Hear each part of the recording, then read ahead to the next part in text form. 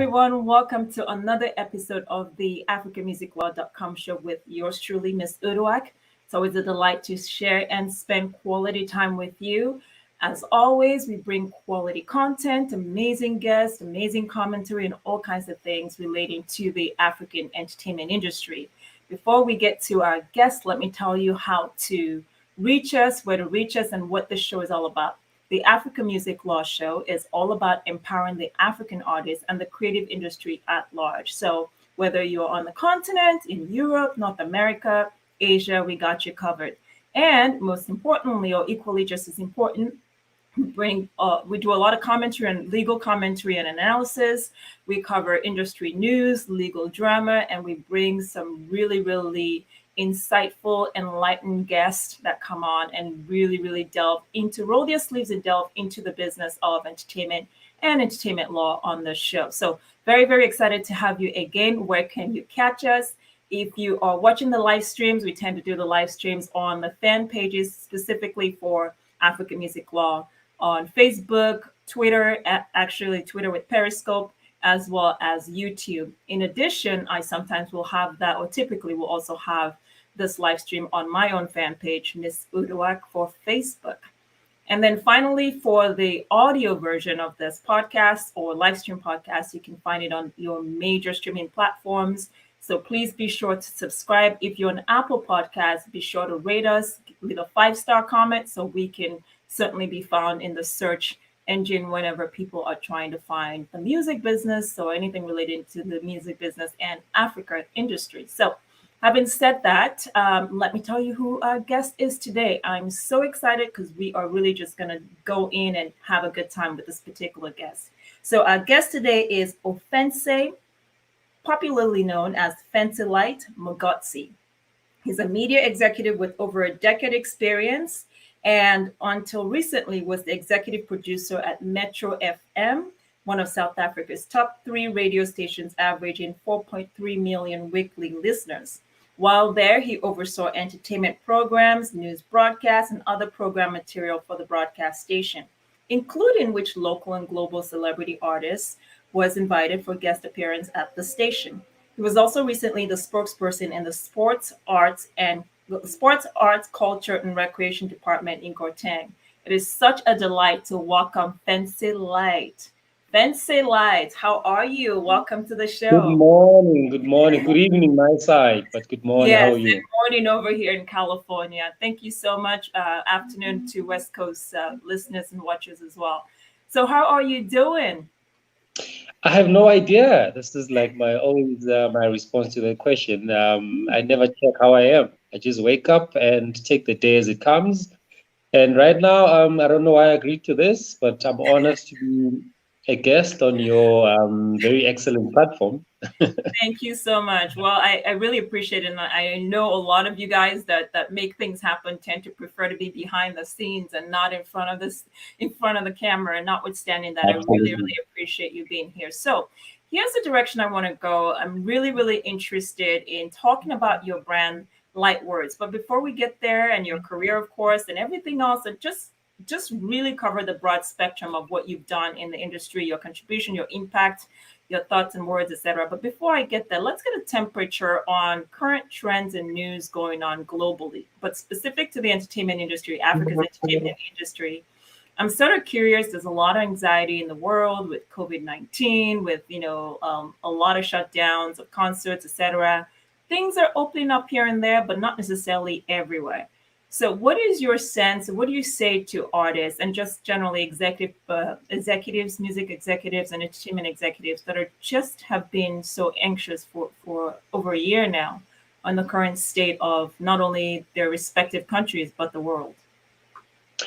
The thing about challenge is that it comes in different sizes, different shapes. I think as individuals, we do face our own challenges growing up in different family setups, in different careers, in a different relationship with friends, with loved ones.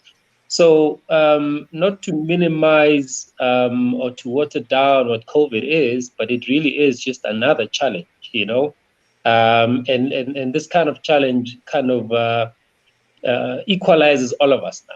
So what it's done, it's come in the world and it said no one is going to be immune to this challenge. No one is not going to be touched by the impact and the effects of it. So in a way, as a union of human beings, we now have to come together because it affects us equally. So it's not now something that looks at just people in the arts or children or people in different disciplines. It now really equalizes the entire humanity. And I think it's an opportunity now where we look to ourselves, first as individuals, but secondly as human beings. Because one thing you realize with COVID is that it's the one condition that showed us that even the wealthy in the world cannot say it's a disease for those who don't have. It's actually something that has made us realize that everyone can impact your life. Everybody. If you don't all get along as human beings, we're not all going to survive this. So I think in a way, it's an opportunity for all of us to come together and say, how do we come out of this? What are we going to learn coming out of this? The sad thing, of course, is that there's lives lost. There's people there's something that's called long COVID, where some people after surviving it still have some complications and some difficulties. So that's the negative side of it. But I think the positive side of it, because we always have to look at, the silver lining, is that it's teaching us that each cannot survive alone. It doesn't matter what your background is. Doesn't matter how much money you have more than me. If we don't all, as humanity, look to each other, survival chances for all of us are very limited. So I think it's an opportunity for us to really pull together as human beings of all races, all ages, and to come together and say, how do we as humanity come out of this terrible thing that's happening now? Wow, I really appreciate your response. One of the things you said in your statements is that we need to also be introspective individually and collectively. So for you, for this past year, tell us some of the introspections just generally that you've had to have Yeah. with yourself about just life in general and the career pathway that you've been on and are still going. Yeah. So, I always say to people that I had impact of COVID before COVID, because the year before COVID, I had just left my job there at Metro FM, and I took a year off, where I wasn't doing anything.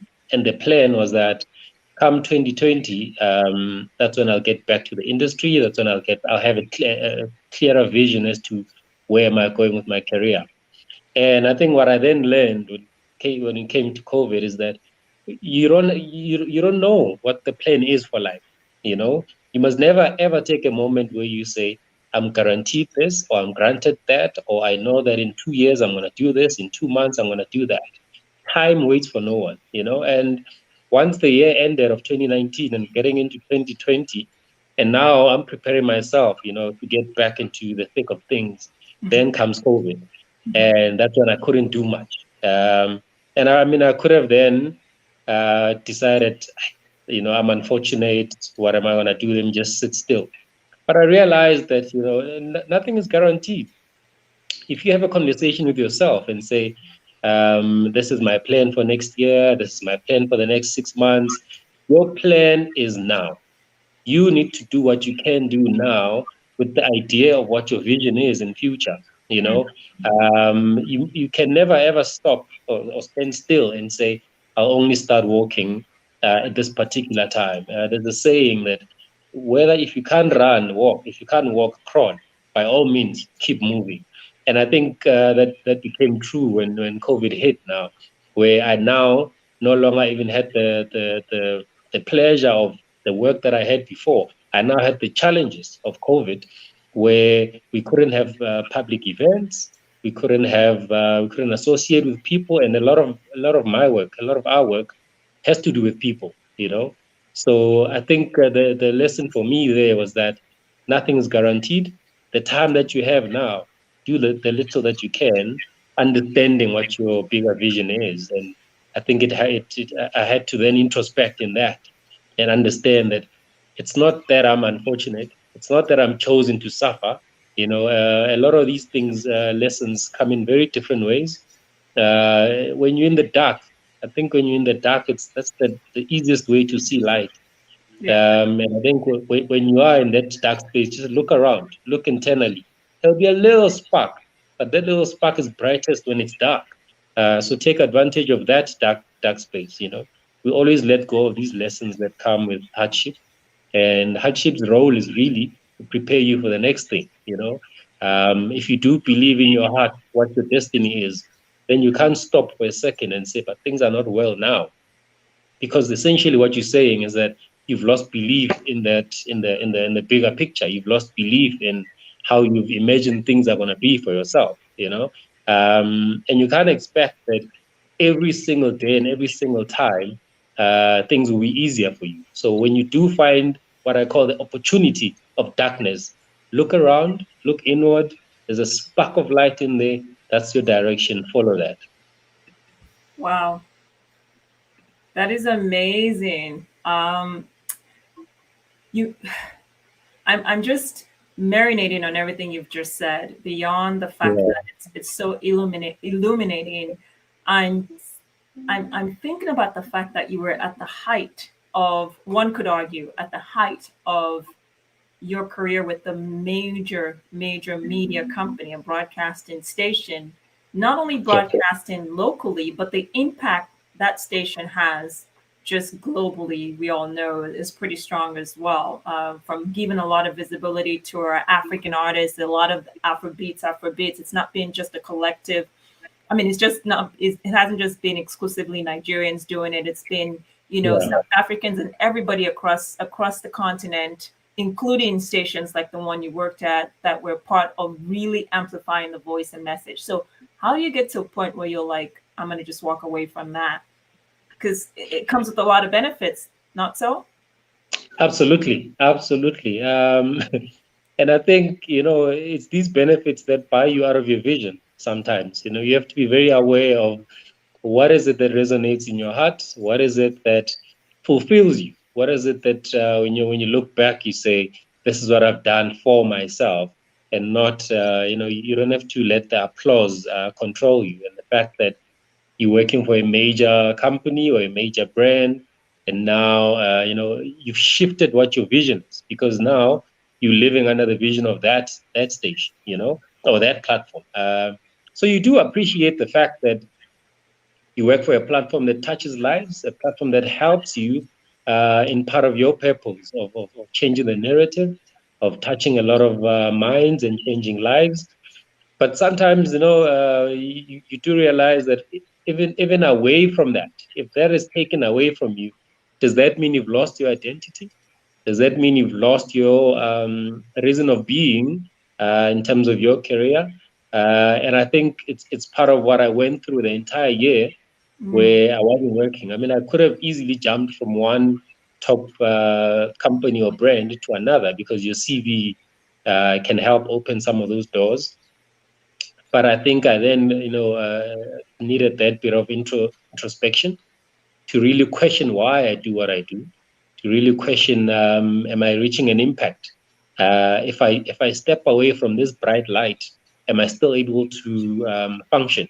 Am I still able to reach some of my goals and some of my purpose, passions, or am I only stuck on this big platform? Is my identity now attached to it? And I think throughout that year, I was able to really get to the depth of what it is that I need to do. And this is what gave birth to, as you've come to see, the Lite Words, and the different direction that I take, and the different conversations that I have. And I still today now, have conversations with the same platforms, but now how I work with them is a little different, because it always now has to resonate with what I believe in, with what will give me that self satisfaction to say, I've put my thumbprint on this and I'm proud of this.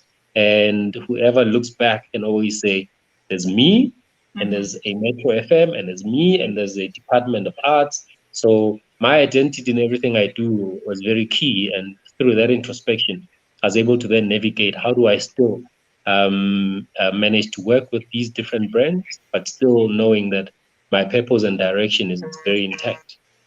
Wow. Let's get a comment in here from Muhammad Kita. He says, watching from Liberia. Thank you so much, Muhammad, for watching. Please feel free to ask questions as we continue with it. And, please ask questions from Fentselite. I'm so enjoying this, Fentse. Um, Cool, thanks. you know what's so interesting? You hit a very, very important button, identity. And Yeah. away from all of this, I do speaking engagements. In fact, I had one yesterday, and I always anchor my speaking engagements on the issue of identity because it affects everything. And I like the question you asked: who am I when I'm not attached to this huge company? And what are my values? What do I believe in? So let's extend that identity discussion a little bit more to our continent. There's so much happening on the continent, and let's narrow it to the entertainment industry. Do you believe at this stage, given where the industry is, that we are really selling our identity to the world in how we're packaging and trying to monetize our culture, or do you believe that to some extent there is some erosion of that? I'm just curious your thoughts. The beauty about the African continent is that those outside of it have always known its value. It took us a very long time for us to really wake up to that. And I think, when you read the books of old, they'll tell you how someone like Jan van Riebeeck came to discover Cape Town, and they'll tell you about how Black people's land was taken for exchange of a mirror or those kind of shiny little things.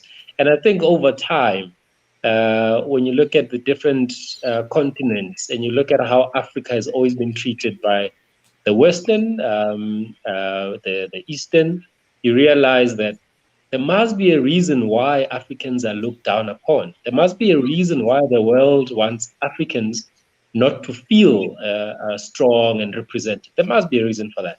And I think over time, we've come to wake up as Africans to say, it's not a sign that we're weak, it's a sign that we're strong. It's not a sign that we shouldn't be part of the big conversations at the big table. It's a sign that if we are there, we really will shake things up.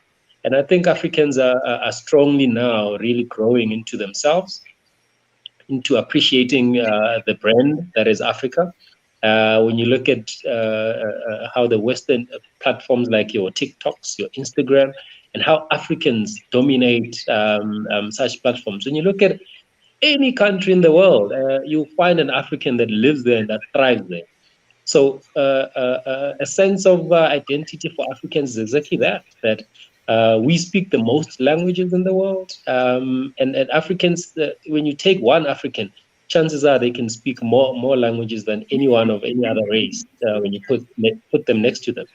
So I think Africans are really growing into understanding that we really are a world beater. I think part of the problem now is that we need to, as ourselves, not look for permission from the West or permission from the East or permission from anybody. We've for a long time believed that if the Americans say this in Africa is great, if they say Burna Boy is great, if they say Shoma Jones is great, say, oh wow, Shoma Jones is really great. But we forget that without them, we still need to say these people are great, and we still need to give them that support that they are Africans and they are great, and we don't have to wait for anyone else to remind us or to tell us who of the Africans that we must celebrate. But I think that narrative is strongly changing. I think Africans are really now the pride is growing, and we're getting back to what it is to be an African, and we're getting back to the fact that everyone else finds our culture. I think our culture is one of the most invaded of all of them in the world. You can find a white person, a person from Asia, a person from wherever. They get into our music, they get into our clothes, they get into our sense of style. So I think it's okay. I mean, there's complaints here and there that our culture is too invaded, but I think that's a sign, really. They always say compliment is when somebody copies you. The greatest compliment is when somebody copies you. So what we now need to do as Africans is that ignore whatever the West tells us is good African, and just start from home and say what is African to us and what is a great African to us, without necessarily getting the permission, so to speak, of the West. And that sense of identity is really growing immensely throughout the continent, with countries like South Africa, countries like Nigeria, countries like Kenya. You know, when you look at sports, Ethiopia, Kipchoge, how he's now a world beater, and everyone, every corner of the world celebrates him. And when you go back on history, and I think that's what most Africans are doing now. It's like we're sleeping. Now we wake up and say, 10 years ago, so and so was great. 20 years ago, so and so was great. And I think we're coming back to realizing we don't want to have the next 20 years and then we come back to where we are and say, oh, so and so was great. We're not paying attention. We are now awake and really paying attention to all these great Africans because they are everywhere now. But 52 countries. Well, that's amazing. That's amazing. So I'm going to take the conversation towards going back to your childhood and sort of that background before you get into the entertainment industry and some of the very impactful things you've done within the space. But before I do that, I think I want to unpack just slightly more that concept of permission, and that we are, you know, we're growing more pride as Africans. But I want to narrow it to the entertainment space, and specifically, I'm sort of curious the requisite and maybe remnant inner work that we need to do in ourselves so that we are the ones saying, I am great. I'm great. You tell yourself, Fentse, that you're great. And when you do that collectively and we all come in the same space, we don't have to wait for anyone else to validate us. So, what are some things that come to mind for you, sharing with all creatives on the kind of inner work that needs to be done to get to a point where you're saying, I am great, without even the need for even your community to say that, because you already know that and you're all collectively coming together saying that, and others are sort of seeing and saying, yes, indeed, you know, whether they Yeah. agree with us or not is not our problem. You know, the unfortunate thing, and I see it a lot with here in South Africa, is that the entries to, let's say, look at a platform like Twitter, the entries to trend on Twitter. If a local artist takes a picture with, I don't know, Jay-Z or with Didi, it becomes a, oh wow, he's gone. You know, oh, she's amazing, she's gone. As if that person's talent was not enough without them standing next to or getting affirmation from a big hip hop head or a big musician, a big mogul. I mean, not to take away from, you do understand the global meaning of someone like Jay-Z, someone like Beyonce, when she now came and did her project here Absolutely. You know, you don't underplay that. You do appreciate the fact that because the world is looking at her and she's looking at us, there's some benefit for us in that. You know, but we don't have to now say without that validation, we as Africans are still, you know, below par, or we as Africans still need to do the groundwork. The thing about the continent is that it's so big. A lot of times, an artist from whichever country, whether it's Nigeria, whether it's South Africa, whether it's Kenya, wants to leave their country and go make it big in America when they could actually make it big on the continent, because you still have 52, 54 countries that you can still really expand your brand on. And once you've done that, the rest of the world, not just Americans, the rest of the world is big. You know, we always just think I've made it if I'm now a permanent feature on the American calendar. The world is big and the continent is big. So we need those collaborations where from Cape to Cairo, there's a sense of pride. You know, I always look at the Asian community, and I always look at how they've made sure platforms like Facebook and Twitter and Instagram are not able to access their community. And when you look at them and the pride that they have in their clothing, the car brands that they have, the celebrities that they have, a group like BTS, which is big in America, but if you go to where it comes from and see how massive it is in that community, and that's for me a lesson that Africans can really learn. Say, we are the diamond. We have to believe that, and we have to not only believe that, we have to support that. But as long as the support is, if you are next to a Beyonce, or if you are next to when you look at someone like Burna Boy, who's a great artist, who did a lot of work with a lot of South African artists like AKA, Mhm. before he went, we'll say, overseas. I mean, he was part of the big song with Master KG now, Jerusalem. Mhm. So you can see that even on the continent, we have these goals. But as soon as the Americans were like, okay, we're signing you, come over this side, now it feels like, oh, Burna Boy is the greatest African artist because, Yeah, and then it's only you that know, one person or two person that's out there. th- Mhm. there are so many, Davido, there are so many great artists, and take nothing away from Burna Boy. He's an amazing artist, Of course. but we need to always remind ourselves as Africans that if we keep it home and whoever wants it comes to fetch it from home, Mhm. then we're getting somewhere with our brand. I think it's one of the reasons I like David Doe as an artist, and I'm seeing Wizkid also do this. David Doe at some point said, "Look, I know my brand, I understand my brand, and maybe I might have signed this particular Western major deal, but it didn't quite align how I wanted to. I'm going to go back to the continent because that's my source." And for the most part, he stays very grounded to that. For the most part, you'll see him operating from the continent, even if it's all over the place. And I think I'm seeing WizKid starting to pivot and do that, juggling between the UK and Nigeria for the most part, and then sort of accessing everybody else globally. There's a lot of that mentality of you need to come to us. And I just hope it continues to grow, per what you were saying as well. I completely agree. So let's go to Fentselite, or OFENTSE, you know. Offensive. Yeah, exactly. Yeah. Let's go back to that personal background. Where tell us about you. Who are you? Where were you born? And Who, walk us who, through who, how you get to the point of saying, I want to be in the entertainment industry. By the way, this is the worst topic ever. Who am I? Bores the hell out of me. I hate talking about myself, but I'll do that. I'll So indulge we you can for get to know you. Hello. that. So yeah, Fentse was born in a place called Kagiso, which means peace, in the west of Johannesburg.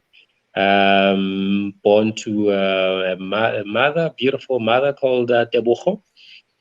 Um, yeah, I grew up in Kagiso, and childhood trauma. I lost my parents at a very early age. I lost my mother when I was 10.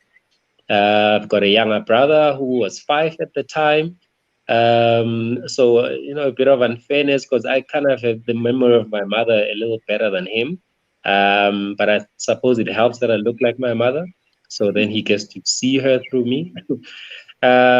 And I think at some point in my life, how this Fentselite name came to be. We're just sitting on at a corner there in the hood, and I was telling my friends that one day, this satellite TV.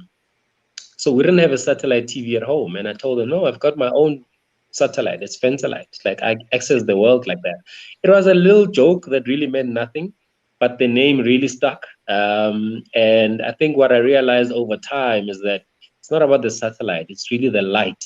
It's Hmm. really the fact. It's really the fact that in the darkness that I was in, I needed to look inwardly to find this light. And I think it's helped in defining my career, defining my life, defining my philosophy.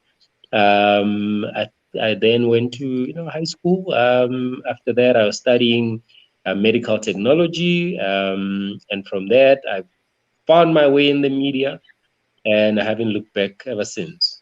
So tell us that first big break into the media industry. You're going medical, and all of a sudden there's a quick pivot or sharp pivot to media. How did that even Yeah. nexus at all? So, so what I was studying, the reason I was studying medical technology, I never could understand why they keep saying HIV has no cure. I could never understand why people just keep dying, and the doctors and the nurses are telling us, no, there's no cure for this. And I think that's the reason I got into that field. I thought I need to find what it is that is causing all this. Also, my grandmother was a nurse, so that also informed that career decision. But I was always a writer. I was always, some of my friends used to ask me to write love letters for them for their girlfriends. So I was always a writer. I was One of always a those, creative. I was always a creative. Even in medical school, I was always the guy that I forget what we used to call you say medical school? when I was studying it was medical technology. I was studying medical technology in the laboratories. I'd always be wearing my writing things on my. I forgot what we used to call the jackets that we wear in the lab lab. coat. The coat, yeah, the lab coat. Yeah. Mine always had some creation on it. And one of my friends one day said, you're the kind of guy that one day we're just gonna hear you on radio. And I just That's took it as a light joke. And how I got onto radio, it was a show that coincidentally deals with HIV and AIDS. And I thought, this is the calling. This is because sometimes it's not very clear what the universe wants from you. But I understood that the HIV and AIDS learning is how it then lands me up in the media. So then I started producing a radio show that deals with HIV and AIDS and lifestyle. And from there, my career just blossomed. I think So, the first, oh, sorry, go ahead. I always laugh about how the first person I ever interviewed on radio was Oprah, and not a lot of people can say that. But it just Wow. has to happen Okay, that way.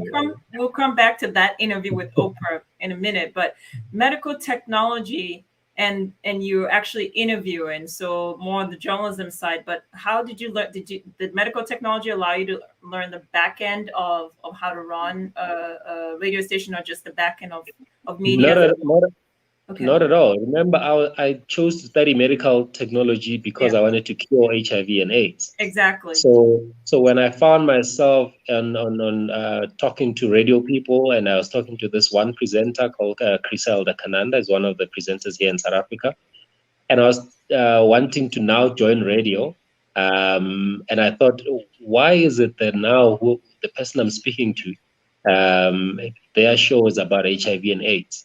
So it kind of connected the dots for me that I was not lost doing studying medical technology. It was just a way to really get me to this point where I'm doing a radio show that informs and empowers people about HIV and different lifestyles, and how to be healthy, how to look after yourself, whether you are HIV positive or you're HIV negative. And that's what's part of the show that I was producing. So you say That's how I produce. connected those dots. Sorry about that. You said produce. That's why I keep getting Yeah, confused, because then you said interviewing as well. So were you both a presenter as well as a producer? absolutely. So I started as a producer. I was doing a lot of talk shows, and then I moved on to daytime. I was doing a drive show hosted by one of the legendary radio guys, Lawrence Dube. And as part of his producer, obviously, it's part of my job to be getting guests and topics and all these things. And I managed to, through my network and connection, get time with Oprah. So then I was letting him know that, listen, you're gonna interview Oprah. I got us Oprah Winfrey. And I think if I learned anything that day, I learned, the man taught me that never underplay yourself. And he said to me, I mean, he could have just decided to take this interview. It's Oprah Winfrey. He said to me, this is your moment, because you put together the questions, you do the research. Nobody can do this interview better than you. So go do it. It was a shock. I hadn't been on air before that.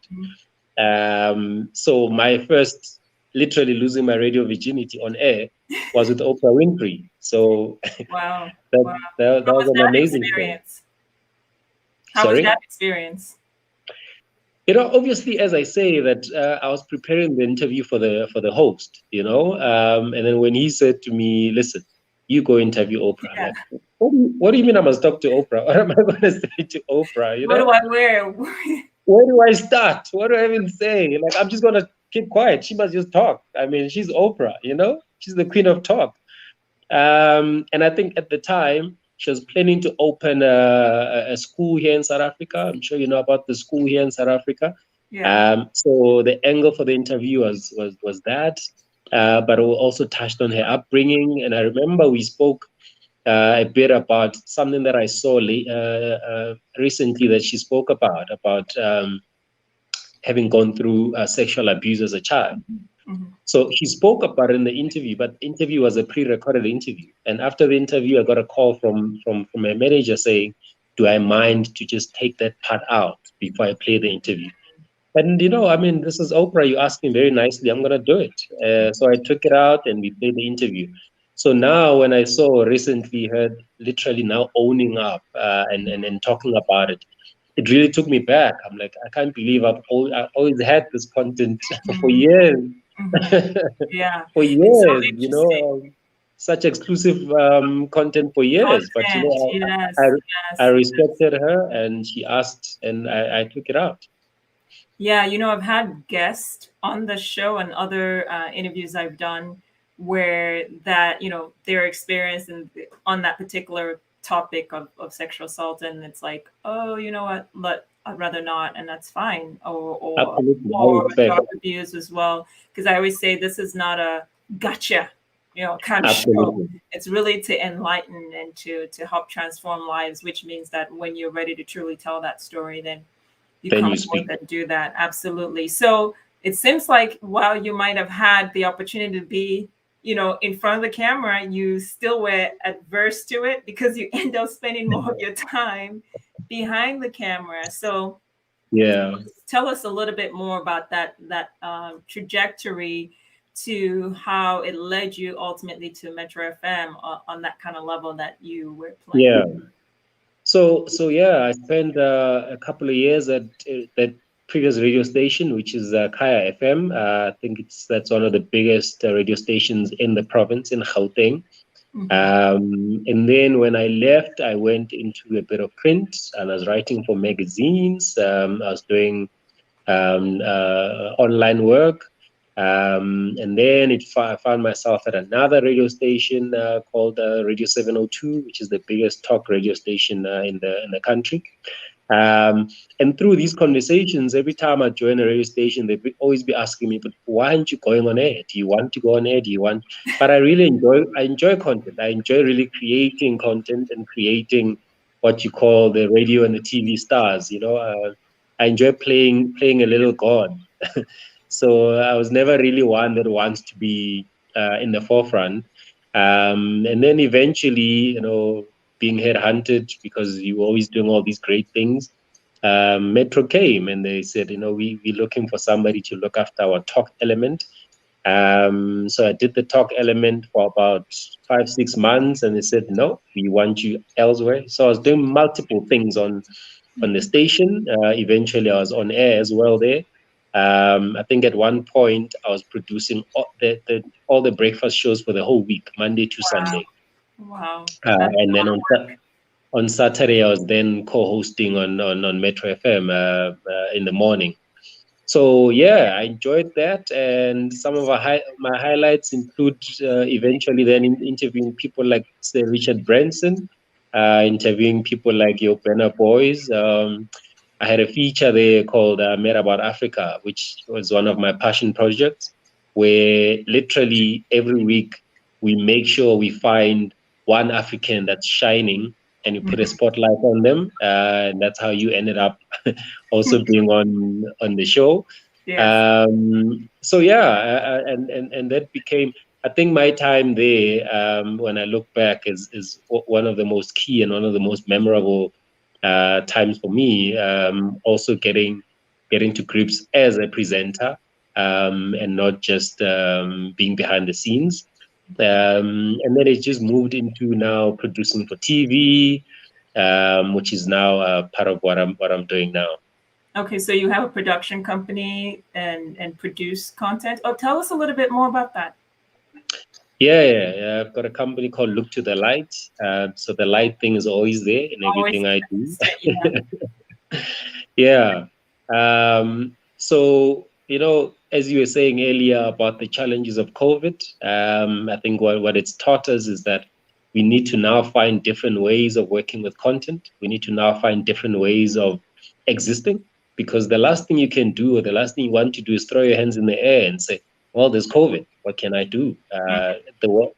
The world doesn't stop for anybody. The world doesn't stop for us. The world doesn't. It keeps on moving. So you have to find a way to adjust and adapt and get back onto the flow. And that's now what we're doing, where we're creating digital work and trying to connect different brands to that digital work. I think at one point I was trying to speak to you, and we still need to do a bit of work there. Yes, definitely. But yeah, so now we write for TV. I work with different people. Where we produce work. A lot of it is digital, but we now, because we see that things are kind of opening up slowly but surely. And also, you got to prepare ourselves for that. And once we're in a situation where there's no longer COVID, we can now revert back to how we used to do things. Because then, we suffered for nothing. You have to take lessons from this, and we have to prepare ourselves in case no one says this cannot happen again. So we have to now find new ways of working, even post this pandemic. We have to still keep those lessons that we learned going, and that's what we're doing Absolutely. now. Wow, wow. I'm so happy for you to understand when it's time to make transitions for yourself is a very, very hard thing to do, especially because there's loyalty, there's attachment to where you've been. There are the benefits that come with that, among other things, especially in African societies where, status really, really matters and who you work for really, really matters. But for you to Yeah, know, okay, I've reached a particular peak, it's time to pivot and do something else. That is so amazing. Very, very happy for you, and so happy that you are finding purpose in creating content and doing all those other things you just talked about. And that is a good transition to start talking more industry focused conversation for a quick minute. And then I want to end with light words. And the industry focused conversation is, I'm sure you're seeing streamers like Netflix, you're seeing a lot of trends in the digital side of things that you're talking about. What is your sense as we're having a lot of the licensing deals, a lot of content acquisition, lots of content creations by these brands among many? How do you think that squares with local content producers like yourself, whether on an emerging medium or sort of established brands that are already on the continent? How does that square with foreign brands doing business with us and then us also creating and exporting that content? Maybe some trends you're observing and your overall thoughts about yeah. that. I mean, I appreciate platforms like Netflix, especially if you read about their history, how long they've been trying in the industry. I think there's a lesson in there for all of us. A lot of times, we jump onto these things when they're already shining, and we forget that there was an idea that started somewhere and someone was struggling for many years, and eventually Netflix became what Netflix became. And it was a game changer, honestly, a proper disruptor. So when you look at what's happening, the platform is so global, but it allows each different area an opportunity to really showcase who they are. When you look at what the Mexican community does on Netflix, when you look at the Korean dramas, what they do on Netflix. So when we now have the opportunity, when Netflix comes to Africa, and works with some of the producers and the actors. The key thing really there for me is that we, as long as Netflix remembers that, as much as they have to keep a certain Netflix standard, they have to make sure that our stories are told the way we tell our stories, because otherwise we get lost in all that vast content that they have on their platform, and it doesn't benefit the country that they're in. But I think they do a good job in that. Whenever there's commissioned work, you get a sense, you can see the tapestry, that touch of this is Africa, or these are the different countries within Africa. When you look at a show like Queen Sono, when you look at a show like How to Ruin a Wedding, you do have those themes that speak to where we are. So when someone is watching, you don't have to remind them that you're watching Yeah. an African production. They have to feel that it's an African production. So yeah, we appreciate those kind of platforms. Facebook now has an office here in the country. Their Facebook Africa headquarters is in South Africa. TikTok is opening a Africa head office in Cape Town.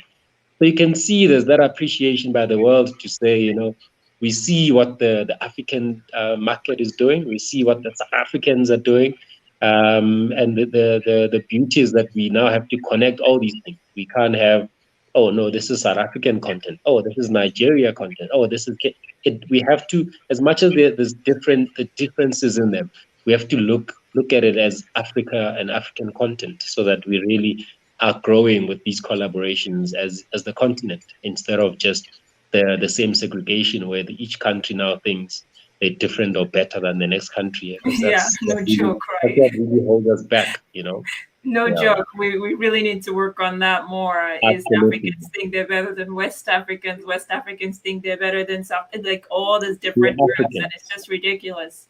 Yeah, We're but Africans. yeah. In terms of the rates on the compensation side, both for commissioned work and maybe other types of deals you've seen, do you believe that whether Netflix or others that it's competitive for content creators? Because I know that's been a big thorn, if you will, that often Western streamers and Western distributors are sort of like, you know what, you should be happy you're getting this amount to our content creators. So like you would never Absolutely. get this kind of amount of money, so you should be happy, you know. It's a real thing where you are made to feel that, listen, we could go somewhere else. Exactly. Be happy for the association. But I must say, when you speak to some of the people that are doing work for these big platforms like Netflix, there's a big change from when they're doing just a South African production or when they're doing a South African production on Netflix. The budgets are different. Hmm. So I think Larger. they're huge. They're Okay. huge. When you speak to them, they'll tell you, there's a movie called Happiness is a Four-Letter Word. I think initially it was only a South African production. I think it made about 4 or 5 million at the cinema. And I think now it's moving to Netflix. If I'm correct, apparently the budget there is about 30 million, 35 million. So there's that change, there's that difference. And I think even the people that are producing these things are not stupid. These are South Africans that are professional, that know the different markets, that know that when they sit in that meeting with a Netflix, they can't just take whatever is being offered and take the association as compensation. Yes. So I Wow, like I that love there's how you that. frame that association as compensation. I'm going to start using that. I'm going to use that. But that is true and very succinct way of putting it. Wow. Absolutely, absolutely. Yeah. So on, let's move to the music side, and then I want to begin to wrap it up with talking about Lite Words a little bit. So Yeah. music So side, so there's so go ahead. so with the music side, I mean, from I don't know how many years ago it was when Kanye West came here and told us that he's signing D'banj. Yes. And Yes. ever since we don't D'banj's not even on Donda, which dropped today on Spotify. Mhm. So there was still that situation where you feel like if Africans say I'm with Kanye West, I'm great. If Africans say I'm with whoever, I'm great. And I think that compensation was not enough there. And I think in the music space, we're still not seeing that element of commerce or where the commercial is equal. I mean, we see artists like Nasty C, they're signing with Def Jam Africa. And he's been trying to break the American market. Market He's for a still while. trying. Yeah. We're still rooting for him. We're hoping someday he really cracks it up, because then whoever comes after him takes it a bit further. So for us, looking back, um, we don't have to feel like, oh, you thought you can do America, come back home. He really must keep going. There's another artist called Elaine, who's a great musician who's also signed to, I think, Colombia. So we really appreciate the fact that they spreading the wings, but also you got to understand that when you are with that kind of a marketing mogul, your music really goes all over the world, and eventually that translates into commercial value. When you look at people like Trevor Noah, who left the country trying to do stand up in America and where he's at He is today, now, yeah. Mm-hmm. So I think with the music side, because music is very, you have to sell albums, you have to sell songs. Mm-hmm. It's not the same as a movie, because Netflix, when they commission a movie, there's an actual budget for it. Mm-hmm. People literally get paid before the movie even Even produced, comes yeah. comes Mm-hmm. out. So there's that slight difference. But we keep working at it. We keep Yeah, hoping. The big thing is that if Africans support Africans, it makes it easier for them to sign these big contracts globally. Because what these markets absolutely. do, they go back and see, are your people back home aware of you? Are your people back home supporting you? So if we then take a stand to say, if you leave the continent or if you leave the country, we wash our hands off of you. We can't take that approach. But you also, as an artist, you can't take an approach to say, if once I'm signed overseas, Africans will have to listen to me on radio or whatever. I'm no longer part of that. You need to come back. Yes, you need to bring absolutely. what you've learned out there and bring it back here, because this is this is the source. This is where everything starts and where everything ends for you. Yeah. It's so interesting. We've seen Nasty C and we've seen a lot more hip hop South African artists on the Breakfast Club here in the US, in New York. We've seen a lot of push within certain music spaces, but they still are not forging Thank ahead you. mainstream or breaking that barrier the way you were seeing, for example, Whiskey, particularly. Davido as well has had some success on the Billboard charts, but like we're seeing a Whiskey with the Essence, sorry, with the new song Essence, yeah, that Justin Bieber jumped on the Wow, remix, or yeah, the one dance that he did with Drake some years back in 2016, I believe. So do you think that it's because South Africa's always had that infrastructure, that quality content, very talented artists, even more so than Nigeria or all other parts of the country or the continent? So do you think for South Africa that maybe what's missing is a push on that marketing and promotions locally here, where people are connecting with the talents, or do you think it's something else that's preventing? Let me just wrap it up before on that particular question before you answer. Or there's another theory that you can't, for example, do hip hop better than the local hip hop artists here in the States. So if you're coming and you're talking about creating hip hop music, you'll get another rapper amongst a long sea of hip hop artists. So nothing per se really stands out as much as opposed to Afrofusion, Afro beats, or what's the kind of music that comes from South Africa and that Afro unique side of things. So what do you yeah. think is going on? Absolutely. That very last point that you're saying is exactly what we don't look at. The fact that we make music that sounds like the Americans. So when you listen to a Wizkid or a Burna Boy, you kind of say, this is Africa.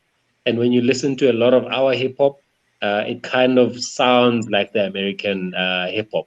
So obviously, as an American, if I have now a choice between a Nasty C and a Drake, or an STC and a TI, I'm likely to go with whoever is from where I come from. So and when you look at other South African artists like Miriam Makeba from back in the day, who really sounded different, who really Mhm. sounded authentically African. And you see the impact that they had in the US, in other parts of the world.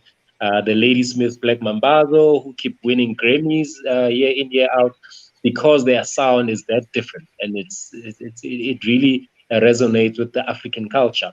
So, but I don't think necessarily that our hip hop artists must then go to America and start rapping differently. I just I just think at some point, as the world will get rid of these borders to say you're an American rapper, you're a South African rapper, and you just become a rapper and you just become a music maker. Where you have to really get into the studio as an artist. An artist is meant to create artwork, and you shouldn't be now forced to. I must now create my artwork in this way for it to sound this way. That might take away from your creativity. So we are hoping that we'll eventually get to a point where, I mean, you see it with actors. When Charlize Theron goes to America, she's an actress, but she's from South Africa. When Trevor Noah goes to America, he's a comedian. He's from South Africa, but is able to still rise up there. So I think eventually, at some point, we'll get to a point where art is art, and whether you put Drake next to a Nasty C or next to a one of our other rappers, Casper Nyovest, Yeah, it's I was thinking about Casper. music becomes music. Music becomes music, and you have to compete on that level to say you are making music. But that also must remind our South African rappers to say clearly, if Americans are slow to catch on to our great talent, let's then spread it across the continent. Across the continent, going Let back to them that point. Yeah. let them rather come get it from here, because Africans will vibe to that. When you look at what the brand of Amapiano is doing now globally, and it's a brand that really is South African. It's a brand that really lives here. But you see what it's done with your artists like Diddy, and I think Georgia Smith now did an actual Amapiano song. I mean, there was a bit of pushback from this side because she didn't necessarily come and feature some of the original Amapiano creators. But when you see what the genre is doing, when the people that are doing that genre are still based here and are still spreading it across the continent, and I think that's there's a lesson in that. That is amazing. I'm so glad that you said that, because that's Mm. an important point that our talents and our creatives need to hear. And it goes back to what you said again in terms of intercontinental interactions that's lacking. Even when we do the shows, I mean, the continent has so much money in it. If you're looking at it from just a revenue standpoint as talent, that you should really, really be maximizing that. And the reason is because you now have Westerners coming in and Asians coming in, and they are literally saying there's so much money here. Let's set up digital distribution companies. Let's do this. Let's do that. Let's set So up they can see it. production companies. Let's create our own content. Initially, they're happy with, maybe potentially just having Africans do their own content, but for the most part, they too are creating the content. So once you realize that, I often say when I talk to many that want to leave the continent, they're like, no, can't stay in the continent. It's horrible, blah, blah, blah, blah. And I'm like, yeah, but you thinking it's horrible, the same Asian man comes in and says, wow, there's so many opportunities. And then you could go and you're literally buying products and services and everything else at the core from everybody but your own. So sort of that mindset shift is very, very, very important. Having said that, let's get ready to go. Were you going to say something? Go ahead. No, I was gonna add to that to say, when you even look at because art is very vast. When you look at brands like Makosa, when you look at artists like Black Coffee, who still are authentically African, but on a global scale, they'll match anybody. So clearly, people, as I said much earlier when we started to say that the world has always been aware of the power of Africans. True. They just made sure that Africans are not aware of it. And I think now we're waking up to that. And we need to remind ourselves every day to say, no, no, no. We may look like we're not quality because we were made to believe that. But we have to now step back and decide what is value, what is quality, because we're brainwashed. If you are told that the Western comes in and tells you that this is quality, and that's all that's been drummed in your head, you begin to look at your own thing and say, oh, so clearly we are not there. So you always have to question who tells you what. When you say that African quality is not on brand, you have to do that introspection to say, where do I get this? Who's taught me that Africa is not gold? And when you do that, you start to realize that you were made to believe that because someone else wanted to come take it from me for cheap. True. If I want something from you for cheap, I'll tell you that its value is very low. And Value. once you believe that the transaction is simple then. So, so important, because ultimately when there is that, you're right, that mindset shift, then that determines our value. And then we place the value on ourselves and know that we are the gold, we have the diamonds, etc., and not undervalue that. So that mindset shift always important in almost every aspect, if not all aspects of life. So let's begin to then close it out with talking about that mindset shift and specifically focused on Lite Words, your brand. I love, love, love. I mean, you've been on the show before in the context of strictly just the business of music with other colleagues. We had a wonderful panel, but seeing you on social media and the Lite Words brand that you share, I said, no, he has to come on and we got to do this full one-on-one because I think it's so potent, so powerful. I certainly, many times when I read it, I'm just like, wow, this is just so beautifully written. So I just want to talk about the genesis of Lite Words and then, share if you have something you want to share, feel free to do so, and then just the trajectory of what you're trying to do with it. Are you going to do something, or is it going to just remain on Instagram with the Lite Words? I know you now have the production company, but how is Lite Words squaring into it? Tell us Yeah. about Lite Words. Yeah. So the light words thing has always been with me. I've always been writing, but I think during my I'll call it that break where I wasn't working.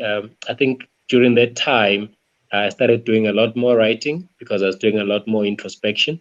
And I think what it is really, when it hits me, it's funny because when it hits me and whatever you read there is something that I don't prepare, I don't overproof, read many times. I just really sit, it hits me, I write it, I put it out. And sometimes I'll bump into people and say, oh, no, Lightweights, when you're saying this and that, sometimes I don't even remember it because I feel like it's some kind of calling, so to speak, where a thought hits me, and when I introspect about it, what comes out is exactly what I write. So the plan, really, there's some plan to put it into a book Awesome. at some point. So now it's to think how and what kind of book, because I've never been one that believes that everyone must write a book, although everyone says Very time consuming. everyone must write a book. Yeah, it is time consuming, but also, sometimes people write books. It's an ego thing. They just want to be quoted. They just want someone to say they've written a book. Sometimes you have to wonder, how does this help me first as an individual, but how does it also help someone else, and how does it begin to change a narrative? Because if you're just gonna write something that has been written before, just recommend that people read that, and that's fine.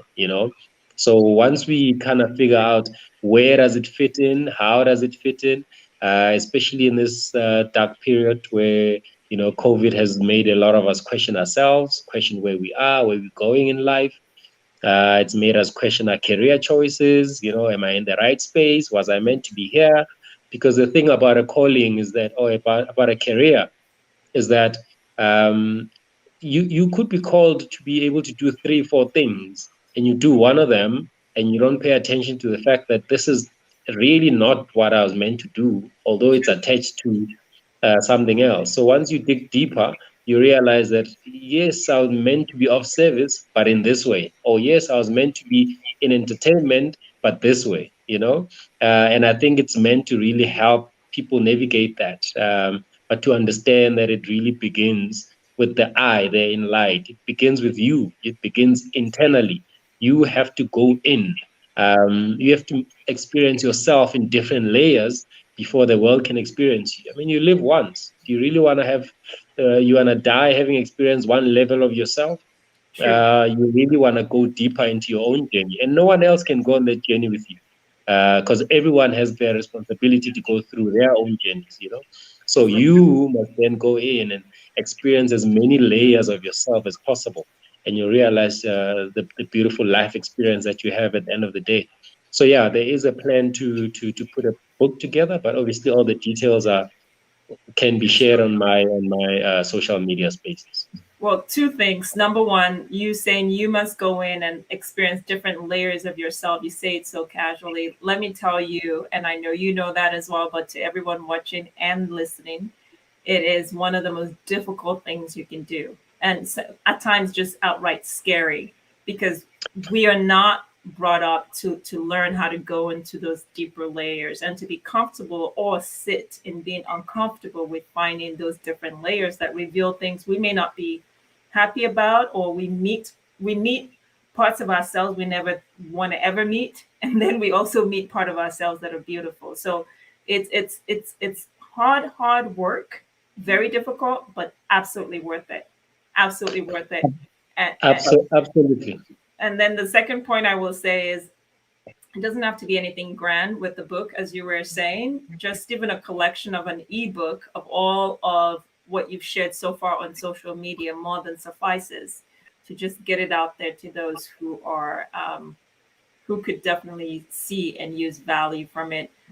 There is a broadcaster who has appeared on the show before, but on the podcast side. Um, Emmanuel Ugoli out of Nigeria, an amazing broadcaster, a veteran broadcaster that's just done some great work on the continent. And he has a book similar to what we're talking about, that is just all of the, because he's like you, he puts out all this amazing, insights and tidbits about life. And he later on went and packaged it and has it as a book available on Amazon and everywhere else as well. So that comes to mind, but it doesn't need to be the soft cover or hardbound stuff. It could just be an ebook as well. So yeah, awesome. I'm so happy to hear that. When you get to that point, please, you're always invited to come back on the show. Let's chop it I'll off be on back. that part. Thank you. So, and all the other things you're working on, productions, all kinds of stuff. If it has that, Africa Western connection, or just exclusively African, either way, if it's something interesting you think, the AML family would benefit from it, please let me know. Always happy to have you on. Yeah, I mean, I'll end off saying that we've got this new app that we just launched. It's called My Sports Book. Thank you. So when I sent you an email earlier, yes. said My Sports Book. Essentially, I mean, it does two things. One, it's a social media purely for sports enthusiasts, and the continent has them in millions. But the other thing it does is that, one of the big things in sport is scouting, and Africans are always, and I say Africans because it happens a lot on this continent, where people are taken for a ride, where they tell you, I've got scouting in England for Manchester, and people go there, send their kids there. Next thing, the scouters tend out to be fake, and they're now human trafficking and causing all sorts of things. So what it helps with is that wherever you are on the continent or wherever you are in the world, you can create your own portfolio that teams and managers can always go on the app and find you and see what you do, and then they can then start conversations through the app, because we want to make sure that everything is legit through the app, and people might find themselves playing soccer, tennis, rugby for some of the top teams in the world. But it also helps with coaches. If you want to coach in a different part of the world, you put your portfolio there, and teams can always find you there. So that's what we're busy with now in the digital space. Amazing. That's amazing. I was going to ask you if you're recruiting both the coaches, the talents, etc. That was a long time ago. Some years back, I was on a trip from LA down here. So LA is down south. I'm up north. From LA up here, and I sat next to a guy who was doing something similar, but in the US space. The app is already there, but it's a long time NCAA established sort of platform, if I remember, where they do it with basketball, they do it with the NFL as well. And what was interesting was, as he was talking, I said, well, I have a friend of mine, and her son is, trying to go on to college and play for I don't know which university will end up. So he said, okay, well, let me look up the name of the friend's son. He did, and on the app, literally that profile you're talking about, it's set up. And then he already had many offers and coaches and all. It was very, very interesting. So glad to hear that there's something similar on the continent. Totally makes a lot of sense. Totally makes a lot of sense. And then I guess it would just be recruiting a lot of those executives, managers, etc., to work with the talents, right? It would seem like on the app. Absolutely, yeah. You open your own portfolio, whether you're a player, whether you're a coach, in administration, the different sporting disciplines, whether it's soccer, rugby, cricket, tennis. So you get to control what you put there and what you want people to see. You play in a sport. And then they can always hit you up if they're convinced that they'd like you to join their team. And we help in that process to legitimize it so that you don't find yourself. I was going to ask, where do you guys come in? You help with the vetting process to just make sure it is. Absolutely. Yeah. Okay. Very nice. Absolutely. Wow, that's brilliant. So happy for you. And it encompasses all sport, not just soccer, all sport. right? Yeah, all sport. Wow, that's a gold mine right there, fencing. Sounds like you have something big. I'm sure investors will be knocking at your door. It sounds pretty good, because I know that model's worked here, and I'm sure in other parts of Europe. So it only makes sense. And now that sports is becoming such a huge deal, the NBA with its investment on the continent, NFL, among others. Yeah, you saw J. Cole playing basketball on the continent. Yeah. So I invited one of the main guy that was opposed to it, Terrell Stogans. He was on here, and he talked about his views on that, and then of course the Basketball Africa League as well. So yeah. So wow, that's a brilliant app. It's gonna go really far. It's gonna go really, really far. Well, thank you. Any last words you want to share with our audience? Otherwise, it's thank you before I meet you in the green room and chat briefly. It's really just to, we can connect on at Fentselite _ we can connect on Lite _Words. Let's have conversations there. Let's take it from there. Absolutely. And your Fentselite is shown. And let me just zoom in on you. Folks, you can see that Fentselite, FENTSE. LITE_. You can find that on Instagram. And then I think it's the same thing all across all social media platforms. Absolutely. So you can find him there directly, and you can directly DM him if you want to start a conversation about the business of the industry, whether media, all aspects of media, music, TV, film. He's your guy. And of course, his app as well. So good to have you on the show. Thank you so much. I'm going to put you in the waiting room and chat with you briefly. Let me close this out with my audience. Thank you. So everyone, thank you so much for watching. And for those who will listen, thank you for listening as well. We'll be back next week, Sunday, 10 a.m. Pacific Standard Time. And that is 1 p.m. Eastern Standard Time, and 6 p.m. West African time, to carry on with the business of music and entertainment law. Thank you so much for watching. We'll see you next time. Take care. Cheers.